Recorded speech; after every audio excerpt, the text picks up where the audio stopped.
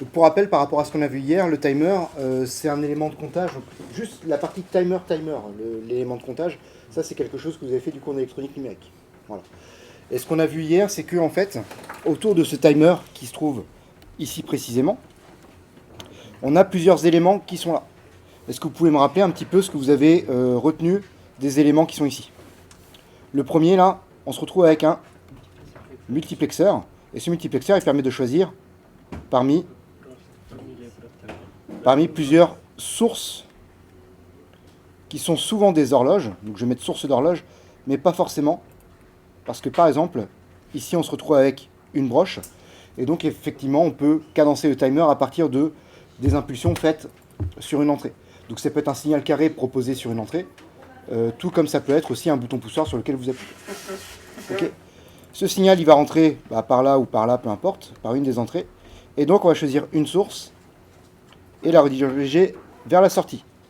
Ensuite, on a un prescaler. Qu'est-ce qu'il permet de faire celui-là?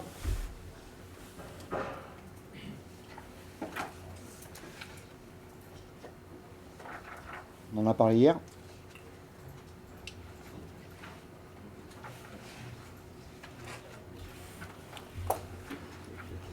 Si vous avez besoin d'informations, dans la doc technique, on va retrouver sûrement qu'il y a Programmable Prescaler. Donc le timer 0 a 16 options de prescaler de l'entrée, okay, qui vont de 1 sur 1 à 1 sur 32 768. C'est-à-dire que ça permet de faire quoi? C'est pas par rapport à la taille, non.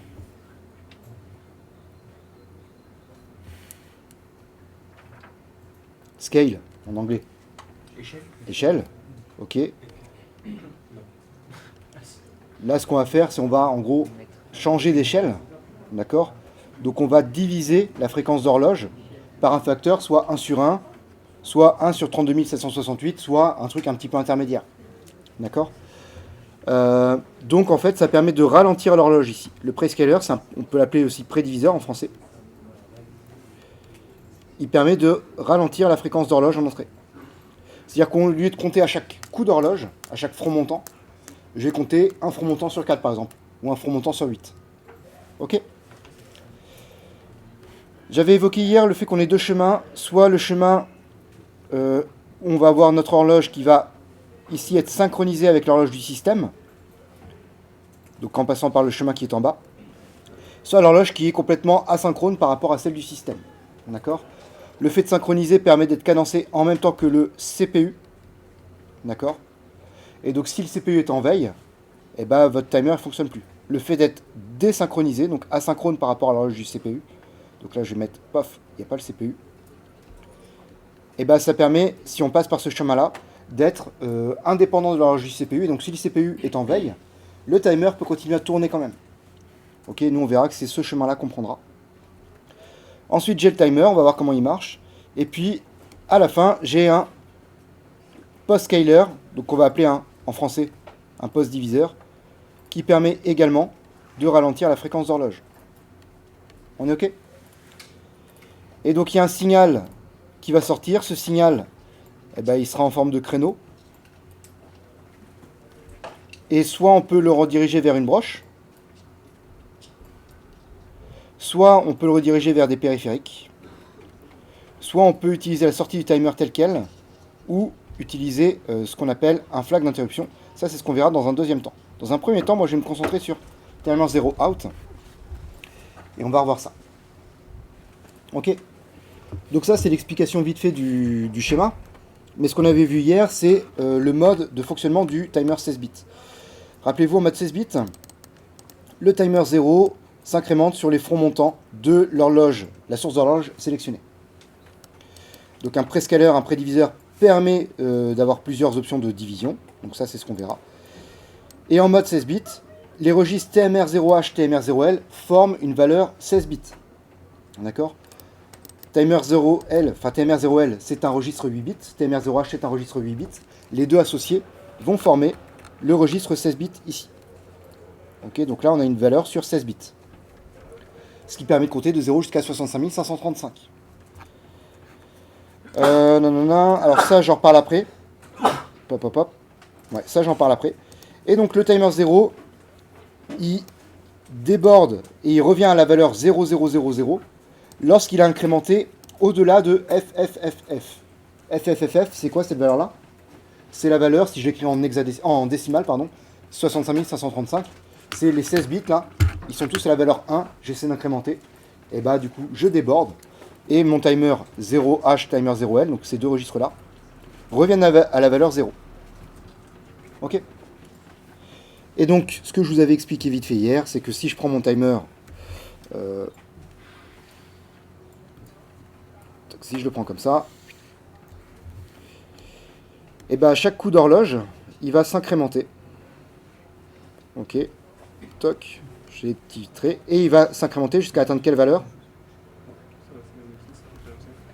La valeur max qui est effectivement, je vais la mettre là en rouge, qui est 65 535. D'accord? Ou alors 0x f f f f. Ok, donc ça c'est la valeur max. On est ok là-dessus? Et donc quand, au coup d'horloge suivant, je m'apprête à incrémenter, qu'est-ce qui se passe? Mon timer, il revient à la valeur 0 et on recommence. Ok? Jusqu'à refaire toujours ce petit coup-là. Vous avez l'idée?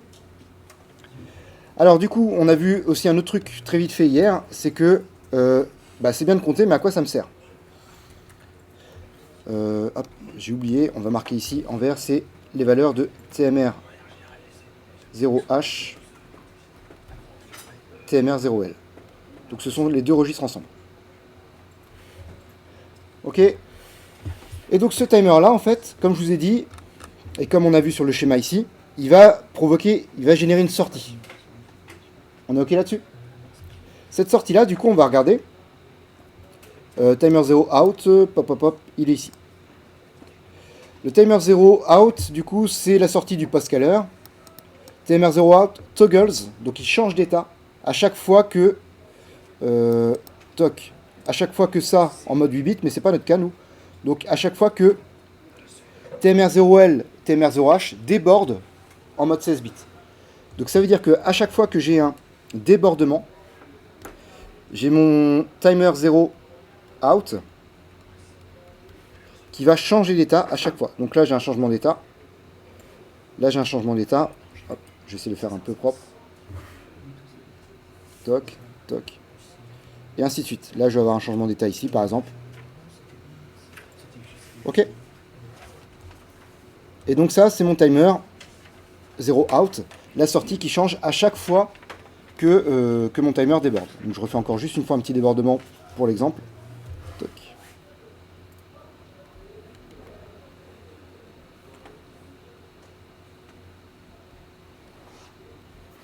Voilà. Ça vous va ça comme explication? Donc ça c'est la partie on va dire fondamentale qui est à comprendre. Ok. Et on avait évoqué quelque chose hier.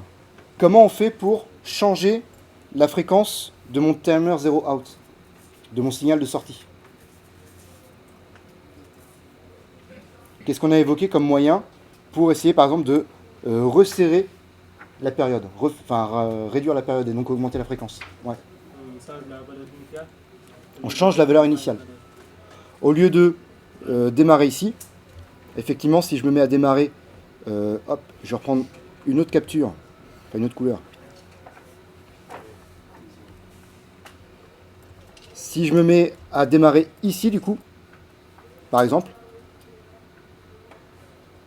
et bah du coup quand je déborde, ça déborde beaucoup plus vite. Et donc j'ai changé d'état ici. Ok. L'inconvénient c'est quand je déborde, on revient toujours à 0. Donc moi il faut que je me débrouille pour, une fois que j'ai débordé, remettre la valeur initiale, la recharger une nouvelle fois. Dès que ça déborde. Toc. Ici ça déborde, donc on revient à 0. Mais quand je détecte ça, paf, il faut que je recharge la valeur initiale. Et je recharge. Et comme ça on voit que effectivement je peux changer la fréquence. Excusez-moi, c'est un peu dégueulasse. Mais je peux changer la fréquence et donc mon signal, au lieu d'être en bleu là, je crois que je vais me faire avoir. Non, ça va. Et du coup, je peux resserrer du coup la période de mon signal T0 out. Ok. Donc en fait, en jouant avec ça, en jouant avec la valeur initiale, on va pouvoir régler cette fréquence-là. Et nous, c'est ce qu'on va chercher à faire. Vous avez vu que les 10 microsecondes qu'on a fait hier avec le délai en assembleur, c'est pas hyper propre, ok, c'est pas hyper précis, et en plus ça occupe le CPU. Donc ce qu'on fait, c'est on va prendre le timer pour déléguer. Donc le CPU pourra faire autre chose en attendant. Et on va pouvoir faire ça. Ok. Dernière petite chose sur ce timer-là. Il y a le timer 0 interrupt. Alors, je vous parle juste de ce qu'on appelle le interrupt flag, donc l'indicateur d'interruption. Mais je ne vous parle pas d'interruption pour l'instant. Je vous parle juste du flag. D'accord? Le flag, il est set, donc il passe à 1 à chaque fois que timer 0 out toggles. Ça veut dire quoi? C'est-à-dire que mon...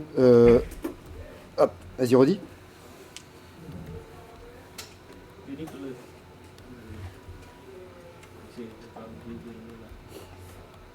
En fait, il toggle, il change d'état à chaque fois que timer 0... Non, pardon. Le T0 IF, il est 7, donc il passe à 1 à chaque fois que timer 0 out toggles. Ça veut dire que là, donc à chaque fois qu'il change d'état, c'est-à-dire que là, il va aller 0. Et là, qu'est-ce qu'il fait, mon timer 0 IF? Il passe à 1. Et là, qu'est-ce qu'il fait? Il reste à 1. Là, qu'est-ce qu'il fait? Il reste à 1 et ainsi de suite. Ok? Du coup, à quoi ça sert? Bah, à rien. Pour l'instant, ça sert à rien. Ce qu'on va faire, c'est nous, on va regarder, à chaque fois que le flag, il passe à 1, nous, à la main, on va aller le remettre à 0. D'accord? Comme ça, la prochaine fois que ça déborde, eh ben, il repasse à 1 automatiquement. Ok? Et nous, on va le mettre à 0 nous-mêmes, à la main. Et à chaque fois qu'il déborde, eh ben, il y aura ce flag qui passe à 1, donc à l'indicateur. Et donc, nous, on le remet à 0 à chaque fois. Et donc, qu'est-ce qu'il faut... Enfin, pourquoi on va utiliser lui? Parce qu'en gros, il va être un indicateur de j'ai débordé. D'accord? Et donc, à chaque fois que j'ai débordé, que le timer 0 a débordé, on va pouvoir, du coup, remettre la valeur initiale du timer. Et puis après, travailler avec la temporisation. Avec la temporisation qu'on avait mise. Ok? Donc, notre objectif à nous, ce sera de faire tout ça.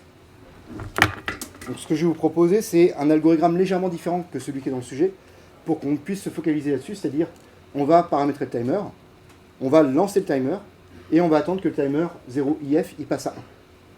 D'accord? Et après, nous, on remettra ça à 0, on va recharger, on fera clignoter la LED, et là, c'est parti pour la suite. Ça vous va? Alors, comment on peut faire tous ces liens-là? Vous avez le cahier des charges qui se trouve dans BSP timer0.h include. Dans ce fichier-là, on a mis des commentaires ici qui vous disent, les fonctionnalités qu'on attend. D'accord? Alors, on parle de FOSC sur 4, on parle de 16 bits, on parle de mode asynchrone, on parle de préscalaire à 1/16, on parle de postcalaire à 1/16. Et le reste, à la limite, on en parlera plus tard. Juste déjà, ces premiers éléments-là vont vous permettre... En fait, le reste, on va parler plus tard parce que ça concerne les interruptions. Mais là, juste les 4 premières lignes, je remets. Ces 3 lignes-là, en fait, en fonction de les différents réglages que vous pouvez faire ici. Donc, par exemple, le prédiviseur, vous pouvez le régler grâce à ça. Le post-diviseur, vous pouvez le régler grâce à ça. La source d'horloge, vous pouvez la régler grâce à ça. Le fait de fonctionner en mode synchrone ou asynchrone, vous pouvez le régler grâce à ça. Okay, donc vous avez tous les éléments de configuration qui sont présents sur le schéma. Vous, qu'est-ce que vous devez faire pour faire le lien entre le cahier des charges, ce schéma-là, et les registres de configuration? C'est aller à la toute fin de la doc et regarder les différents registres qui existent. Comme registre, pour le timer 0, il y en a 4. T0 con 0, donc timer 0 configuration. T0 con 1, donc timer 0 configuration aussi. Donc en fait, là, vous voyez que ce sont des registres qui, pour chaque bit, quasiment, il y a une description. C'est-à-dire que chaque bit va avoir un rôle particulier. D'accord? Et agir sur le schéma que vous avez vu précédemment. Et puis en plus de ça, on va avoir 2 autres registres qui sont TMR0H et TMR0L. Ces registres-là, vous voyez qu'il n'y a pas plein de champs différents, c'est un seul champ qui fait sur 8 bits. Et en fait, c'est là où on va mettre la valeur de notre timer. Ok. Donc vous, votre objectif maintenant, c'est de faire le lien entre le schéma, le cahier des charges et ses descriptions de registres. Donc le schéma, il est en début de chapitre, les registres sont en fin de chapitre, et le cahier des charges, vous le retrouvez dans timer0.h sur ces lignes-là. Ça vous va? Donc je vous laisse réfléchir avec ça.